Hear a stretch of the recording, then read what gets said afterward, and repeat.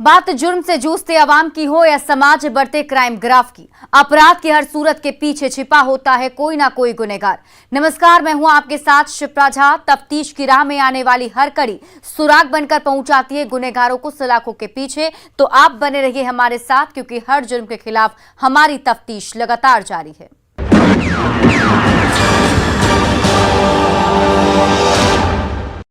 बेगूसराय गोलीकांड के बाद पुलिस हाई अलर्ट पर है, लेकिन इसका असर भागलपुर में देखने को नहीं मिला। 14 सितंबर की रात बेखौफ बदमाशों ने हाई अलर्ट वाली पुलिस को खुली चुनौती देते हुए नाथनगर थाने से महज चंद कदमों की दूरी पर एक सिल्क व्यवसायी की गोलियों से छलनी कर मौत के घाट उतार दिया। और हाई अलर्ट वाली पुलिस को इसकी गूंज तक नहीं सुनाई दी और बदमाश हत्या के बाद नाथनगर थाने की सीमा को लांघ गए। जब पुलिस 1.5 घंटे बाद मौके पर पहुंची तो पुलिस के हाथ लगा कारतूस का खाली खोखा, जो हाई अलर्ट के दावे को खोखला साबित कर रहा है। इस रिपोर्ट में देखिए हाई अलर्ट के बाद भी कैसे हुआ खूनी खेल।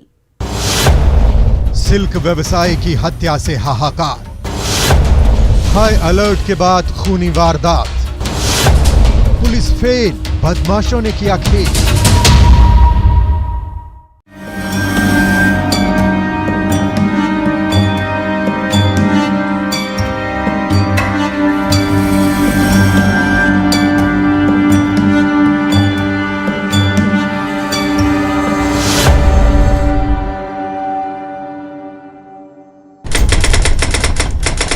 तारीख 14 सितंबर 2022, समय रात के 9:45।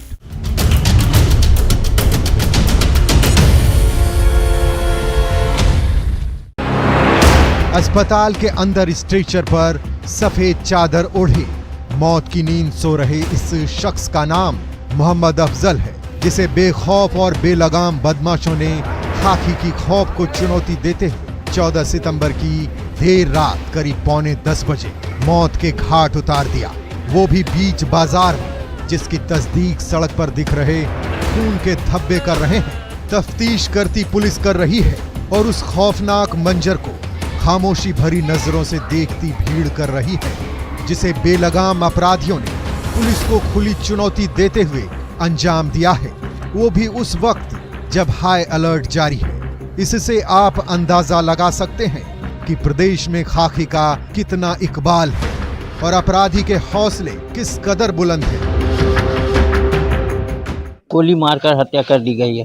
आप देख सकते हैं कि यही वो जगह है जहां पर जब सिल्क व्यवसायी अपना दुकान बंद कर घर जाने की तैयारी में कर रहे थे, उसी दौरान जो है अपराधियों घात लगाए अपराधियों के द्वारा जो है लगातार गोली मारकर कई राउंड फायरिंग यहां पर की गई और गोली मारकर उनकी हत्या कर दी गई है। काफ़ी लोग जो है, देर रात हो चुका है लेकिन काफ़ी लोग यहाँ पर मौजूद हैं और लोगों में एक तरह से खौफ है और काफ़ी दहशत है और आक्रोश भी है। इस खूनी वारदात के बाद इलाके के लोग सहमे हुए हैं और कह रहे हैं कि भागलपुर में अपराधी बेखौफ हो गए हैं, जिसे रोकने में पुलिस नाकाम साबित हो रही है, क्योंकि सिल्क कारोबारी मोहम्मद अफजल की हत्या अपराधियों ने नगर थाने से चंद कदमों की दूरी पर की है, जिसके बाद से स्थानीय लोगों ने संबंधित थाने के थाना अध्यक्ष को फोन किया, जिसका नंबर बंद मिला। उसके बाद लोगों ने एसपी का नंबर डायल किया, लेकिन रिंग होने के बाद भी एसपी ने कोई रिस्पांस नहीं दिया। जब अपराधी फरार हो गए, उसके करीब 1.5 घंटे बाद पुलिस मौकाए वारदात पर पहुंची। आप तो जानिए रहे कैसा मेरे यहाँ का भारत का पुलिस है। कितना देर लेट पहुंची थी पुलिस रात? 5 घंटा के बाद 9:45 बजे घटना घटी है, 10:30 बजे पुलिस आई है। थाना कितना दूर? थाना मुश्किल से 4-10 फलांग पर है। उसके बाद भी लेट पहुंचे। हाँ, इंस्पेक्टर का स्विच ऑफ था, एसपी को लगाया, एसपी का पूरा रिंग बजा, एसपी साहब नहीं उठाए। आने के बाद हम उनको भी कहा कि सर हम आपको कॉल लगाए, पूरा रिंग बजा, आप नहीं उठाए। उसके बाद हम मीडिया वाले को लगाए, सर्विस को लगाए, आ गया। तब लगभग 1-1.25 घंटा के बाद पुलिस आई और जब वहाँ बहन पहुँची हॉस्पिटल तो पता चला कि वो मोहम्मद अफजल की हत्या के बाद दुकानों का शटर धड़ाधड़ गिरने लगा, बाजार में खौफ का माहौल कायम हो गया, परिवार में चीख पुकार और चित्कार की आवाजें गूंजने लगी। लेकिन अफसोस कि अंधाधुंध फायरिंग के बाद भी हाई अलर्ट वाले पुलिस की कानों तक गोलियों की आवाज नहीं पहुंची। अगर पुलिस समय पर पहुंच जाती तो शायद अपराधी पकड़े जाते, कोई सुराग मिल जाता, लेकिन ऐसा नहीं हुआ। हाँ, जरूर पकड़ा जाता, संदिग्ध पकड़ा जाता या सुराग मिल जाता, इधर गया उधर गया। इसलिए कि आने के गोली लगने के बाद दुकान खुला हुआ था, उसके बाद फटाफट दुकान बन गया। एक भी दुकानदार से अगर बातचीत हो जाती तो ज़रूर कुछ न कुछ पता चल जाता। पुलिस की लापरवाही, बिल्कुल। एसपी भी ने फोन उठाया, एसपी का तो पूरा रिंग बजा नहीं उठाया।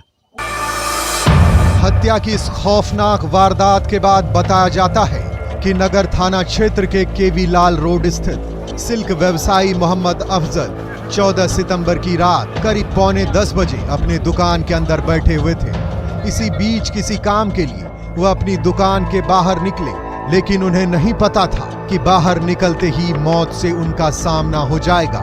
जैसे ही वह बाहर निकले, पहले से घात लगाए अपराधियों ने एक के बाद एक 4 गोलियां शरीर में उतार दी, जिससे वो वहीं सड़क पर गिर पड़े और बदमाश हथियार लहराते हुए नगर थाना की सीमा को लांघ गए। जब अफजल के छोटे भाई बाहर निकले तो देखा कि वह जमीन पर गिरे पड़े हैं और खून से लथपथ है। उसके बाद आनन फानन में उन्हें अस्पताल में भर्ती कराया गया, लेकिन अफसोस कि डॉक्टरों ने उन्हें मृत घोषित कर दिया। उसके बाद परिजनों ने पुलिस को उनकी मौत की खबर दी। सूचना मिलने के बाद भी पुलिस लापरवाह बनी रही और पूरे 1.5 घंटे बाद फिल्मी स्टाइल में मौके पर पहुंची। तब तक देर हो चुकी थी। लेकिन सवाल ये है कि मोहम्मद अफजल का कातिल कौन है? मर्डर के पीछे अपराधियों का क्या मोटिव था? क्या पुरानी अदावत में हत्या की गई है, जो पुलिस और परिजनों के लिए अभी पहेली है?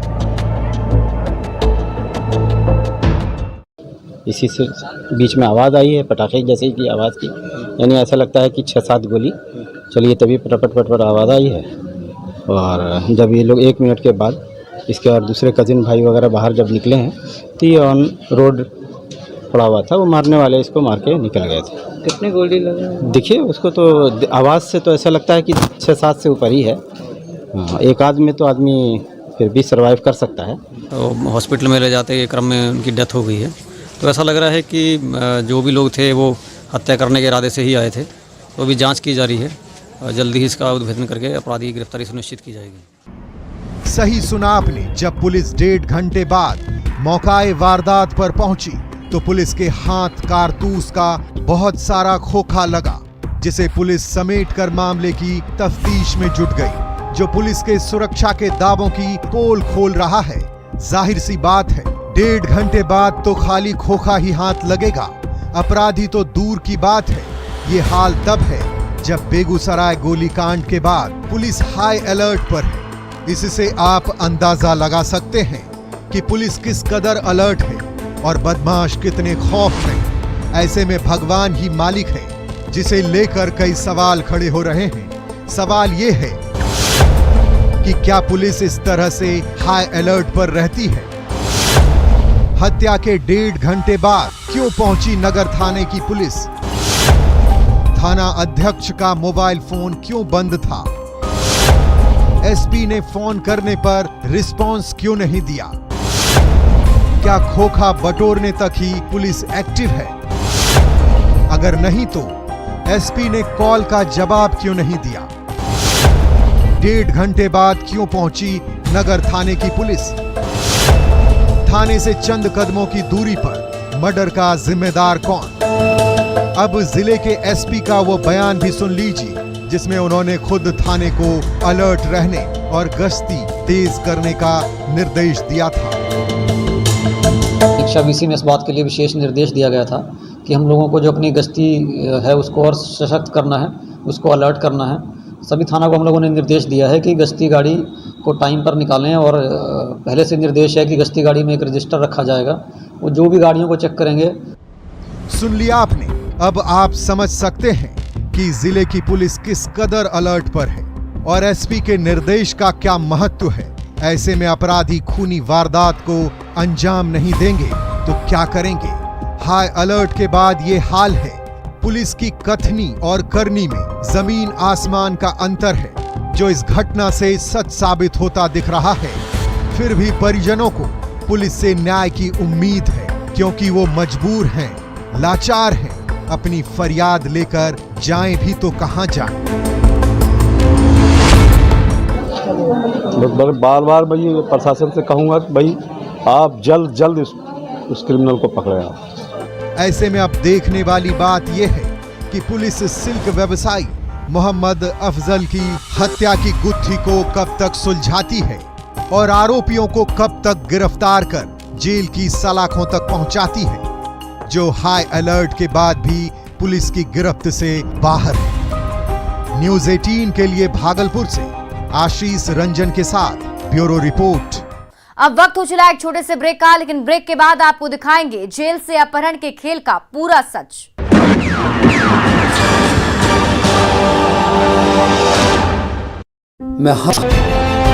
भीड़ केवल परीक्षा देने के दिन या परीक्षा फॉर्म भरने के समय ही नजर आती है। टीचर की कमी और पढ़ाई नहीं होने की वजह से बच्चे बेहतर शिक्षा के लिए महानगर की ओर पलायन कर रहे हैं। हालांकि इस कॉलेज का इतिहास काफी अच्छा रहा, लेकिन वर्तमान फिसड्डी साबित हो रहा है। हालात ऐसे हैं कि उच्च शिक्षा ग्रहण करने में गरीब और मेधावी छात्रों को काफी दिक्कत हो रही है। शिक्षकों की बहाली की बात तो होती है, लेकिन आज तक शिक्षकों की कमी दूर न हो सकी। वहीं कॉलेज के सीनियर टीचर भी शिक्षक की कमी के कारण शैक्षणिक वातावरण नहीं होने की बात कहते हैं।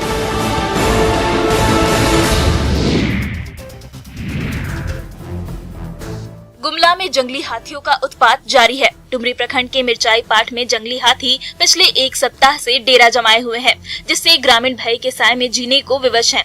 हाथियों ने करीब 15 एकड़ जमीन में लगे मकई की फसल को रौंदकर बर्बाद कर दिया। हाथी दिन में जंगल में रहते हैं, वहीं शाम के 6 बजते ही गाँव में आ धमकते हैं और उत्पात मचाना शुरू कर देते हैं। हाथी लगातार मकई की फसल को नष्ट कर रहे हैं। खेती बर्बाद होने से किसान परेशान है। वहीं हाथियों के भय से रत जगह करने को मजबूर है। तस्वीरों में देख सकते हैं कैसे हाथ में टॉर्च और मशाल लेकर ग्रामीण पूरी रात रत जगह करते हैं। जैसे ही हाथियों के आने की आहट सुनाई देती है, सबके होश उड़ जाते हैं। बीती रात तो जंगली हाथी घरों की ओर आ गए थे, जिसके बाद ग्रामीणों ने मशाल जलाकर हाथी को नहीं खदेड़ा होता तो बड़ी घटना घट सकती थी। वन विभाग को हाथियों के आने की जानकारी दी गई है, लेकिन हाथियों को भगाने में विभाग लापरवाह बना हुआ है। चिंता वाली बात यह है कि करीब 1 महीने से ऐसे ही हालात बने हुए हैं। तब से लेकर अब तक ना जाने कितनी बार वन विभाग को सूचित किया गया, लेकिन वन विभाग की तरफ से कोई ठोस पहल नहीं हुई। अब ग्रामीणों ने एक बार फिर से प्रशासन से हाथी को भगाने और मुआवजे की मांग की है।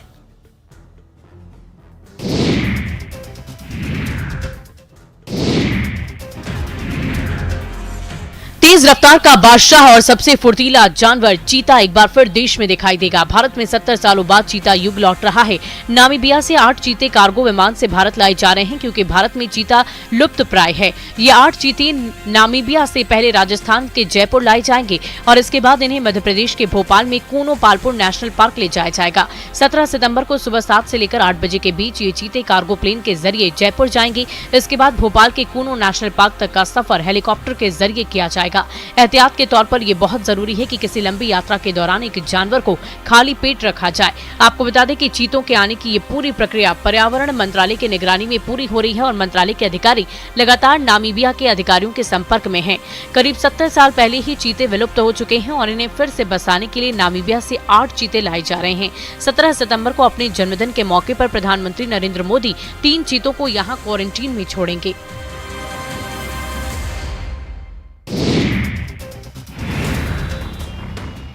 यारों मुझे माफ करो, मैं नशे में हूँ। ये कहना है इस शराबी युवक का, जो शराब के नशे में टुन्न है और सड़क पर ड्रामा कर रहा है, आने जाने वाले लोगों को परेशान कर रहा है। शराब बंद।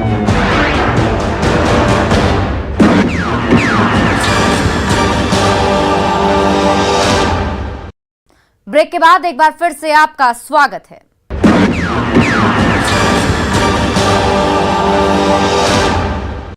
राजधानी पटना के कंकड़बाग इलाके से अपहृत निजी अस्पताल के दोनों पार्टनर्स को पुलिस ने महज कुछ ही घंटों में सकुशल रिहा करा लिया और एक महिला समेत 4 आरोपियों को हाथों में हथकड़ी पहनाते हुए जेल के सलाखों में पहुंचा दिया। जहां से किडनैपिंग के खेल की पटकथा लिखी गई थी, उस जेल से जहां परिंदा भी पर मारने से पहले 100 बार सोचता है, लेकिन कुख्यात ने जेल की सेल से फोन लगाया और इधर किडनैपिंग भी हो गई।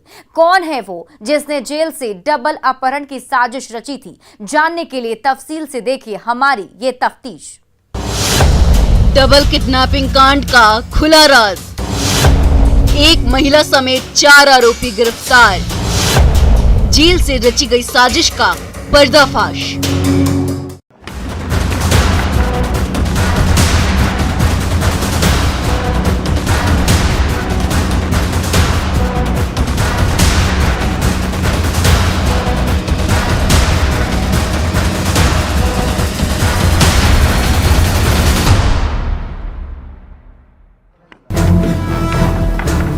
हाथों में हथकड़ी और चेहरे पर काला नकाब लिए पटना जिले की पुलिस की कस्टडी में खड़े इस महिला और 3 युवक की खौफनाक कहानी सुनेंगे तो आप भी सहम जाएंगे।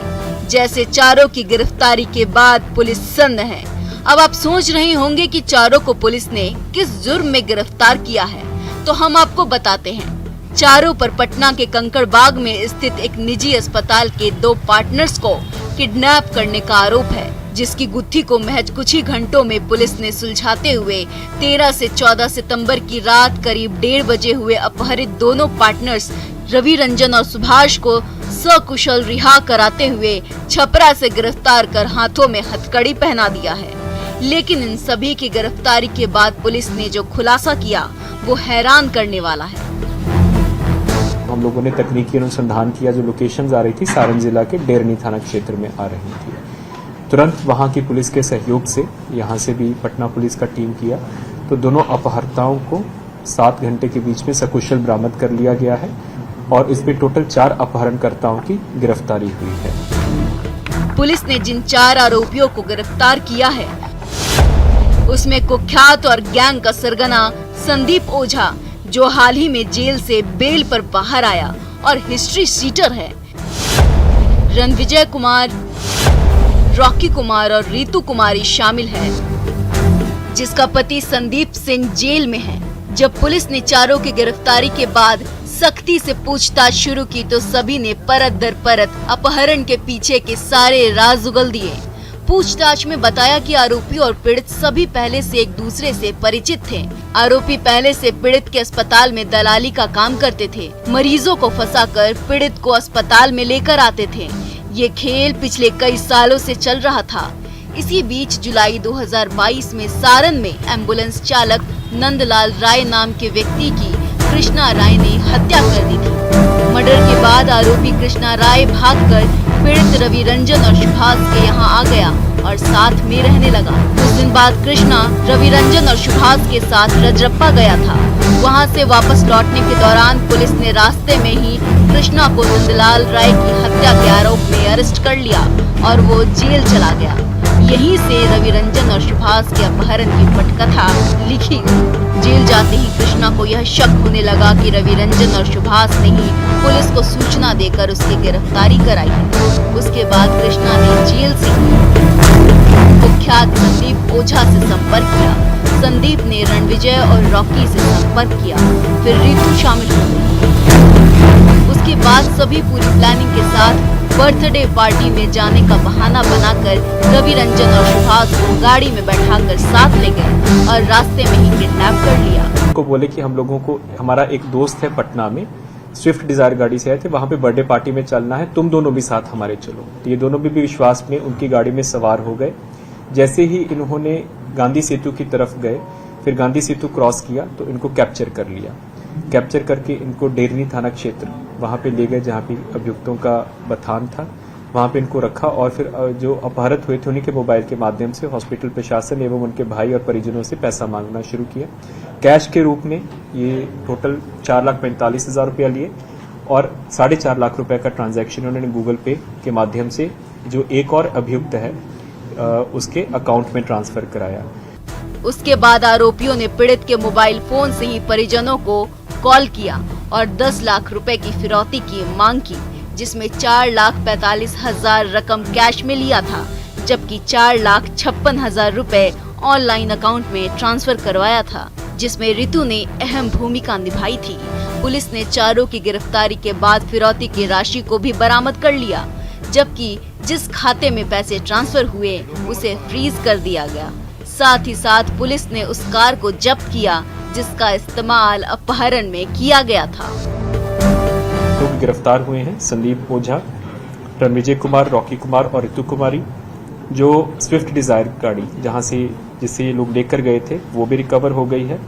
फिरौती के रूप में जो भी इन्होंने कैश लिया था वो कम्प्लीटली रिकवर हो गया है और 4,56,000 रुपया, 4,45,000 रुपये कैश था वो कैश में रिकवर हो गया और 4,56,000 रुपया जो बैंक अकाउंट में इन्होंने भेजा, अकाउंट फ्रीज हो गए हैं और बैंक को लिख के वो हम लोग वापस पैसा मंगवा रहे हैं।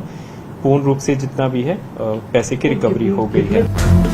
अपहरण कांड के खुलासे के साथ साथ पुलिस ने 2 और बड़ी साजिश को नाकाम किया है, जिसे गिरफ्तार आरोपी आने वाले समय में अंजाम देने वाले थे। बचाने में सफल हुए हैं। बेगूसराय टाउन में ही एक बड़ा ज्वेलर की इन लोगों ने रेकी करके रखा था और कलकत्ता में बैरकपुर कमिश्नरेट में मुथूट फाइनेंस का इन लोगों ने रेकी करके रखा हुआ था और उसमें भी इन लोगों ने वीडियोस बनाया हुआ था। इनका एक साथी कलकत्ता जाके पूरा कैसे वहां पे जाना है, अंदर कौन कौन स्टाफ रहता है, वो वीडियोस भी हम लोगों को प्राप्त हो गया है और इसकी भी सूचना हम लोग बैरकपुर पुलिस कमिश्नरेट को दे रहे हैं।